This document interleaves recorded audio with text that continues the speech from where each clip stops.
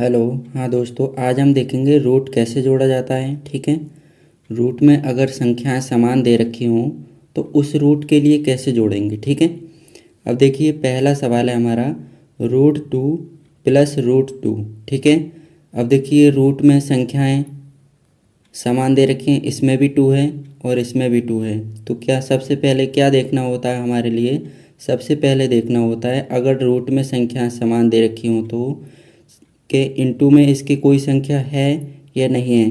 अगर कोई संख्या नहीं दे रखी होगी तो यहाँ पर एक मान लिया जाएगा। ठीक है। एक होता है हमेशा। ठीक है। किसी संख्या के इनटू में एक हमेशा ही रहता है। ठीक है। देखिए, यहाँ पर 1 और यहाँ पर भी 1। ठीक है। तो 1 प्लस 1 कितना हो जाएगा? 2√2। ठीक है। अब रूट में 2 एक ही बार लिखेंगे। ठीक है। क्योंकि ये रूट में संख्याएं जब समान होंगी तभी ये प्रक्रिया होती है, क्योंकि यहाँ पर भी 1 और यहाँ पर भी 1। ठीक है। रूट में संख्याएं समान हैं तो 1 प्लस 1 2√2। ठीक है। ये हो जाएगा। अब देखिएगा, दूसरा सवाल दे रखा है √3 प्लस √3। ठीक है। इसी तरह इसमें भी करेंगे। यहाँ पर भी 1 इंटू में और यहाँ पर भी 1। ठीक है। 1 प्लस 1 कितने हो जाएंगे? 2√3। ठीक है। इसी तरह तीसरा सवाल है, देखिए √5 प्लस √5। ठीक है।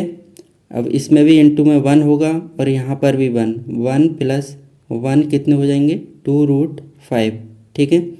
अब 4 नंबर सवाल है हमारा √2 इंटू √2 प्लस √2। ठीक है। ये है। अब देखिए, इसके इंटू में √2 दे रखा है। ठीक है। इसके इंटू में √2 दे रखा है और यहाँ पर वो कोई भी संख्या नहीं दे रखी है, तो यहाँ पर 1 होगा। और देखिए, रूट में संख्याएं समान हैं। √2 है यहाँ पर और यहाँ पर भी 2 है। ठीक है। तभी ऐसा होगा। अब देखिए, 2 प्लस 1 यहाँ पर 1 मान लेंगे। ठीक है।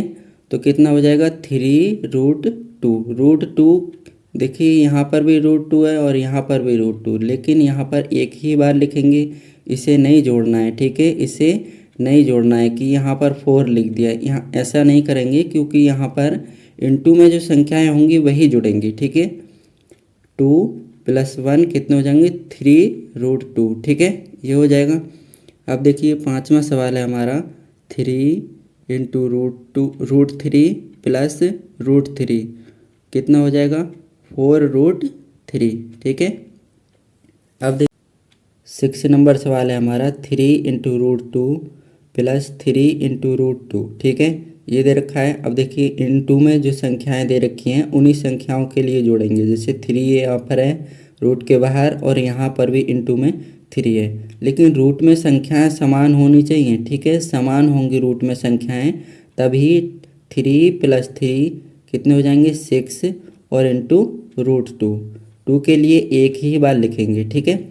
अब देखिएगा, 7 नंबर सवाल है 2 इंटू √3 प्लस 4 इंटू √3। ठीक है। तो कितना हो जाएगा? 2 प्लस 4 6 इंटू √3। ठीक है। अब देखिएगा, 8 नंबर सवाल है 5 इंटू 5 इंटू √5 प्लस √5 कितना हो जाएगा? 5 प्लस 1 6 इंटू √5। ठीक है। अब देखिएगा, 9 नंबर सवाल है 6 इंटू √7 प्लस √7 कितना हो जाएगा? 6 प्लस 1 7 इंटू √7। ठीक है। अब 10 नंबर सवाल देखिएगा 10 इंटू √2 प्लस √2 बराबर कितने हो जाएंगे? 11√2। ठीक है।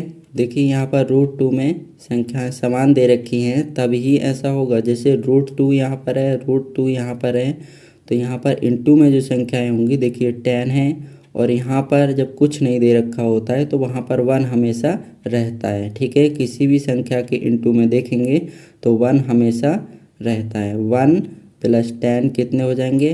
11 इंटू 2 रूट। ठीक है।